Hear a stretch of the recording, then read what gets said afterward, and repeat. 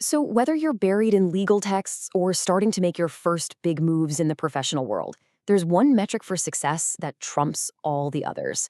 And I guarantee it's not what you think it is. Yeah, we're all taught to focus on the same things, right? The grades, the CV, that big name internship. But what if the single most important indicator of how far you'll go isn't on paper at all?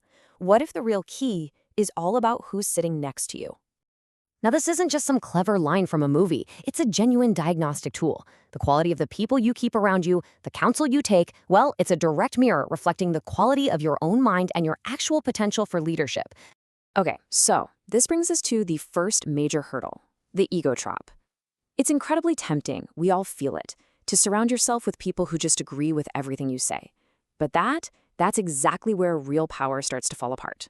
You know, when a leader's circle is just full of sycophants, people who would never dare to disagree, that leader isn't actually powerful. No way, they're fragile. What they're really being driven by is a desperate need to feel safe, not some grand vision for growth. And this isn't some new age idea. Machiavelli was warning us about this centuries ago in The Prince. He understood that if you only listen to praise, you aren't really leading at all. You're just being managed by your own ego. The bottom line is this: your wisdom is only as good as the counsel you're willing to hear. So if flattery is a trap, then what's the alternative? Well, strong leaders, the ones who truly make an impact, do the complete opposite. They actually go out and seek criticism from the sharpest, most capable minds they can find. The ancient Stoics, people like Seneca, they were all over this. They knew you don't find power in your comfort zone, you forge it in the heat of pressure. They understood that the truth, especially the difficult kind, is the only real foundation for lasting strength. It's why the best leaders actively look for people brave enough to tell them they're wrong. A leader's true caliber isn't measured when things are easy. It's measured by how they handle a crisis. And let's be honest, if you can't handle a dissenting opinion in a meeting or a classroom, you simply won't be able to handle the weight of real authority.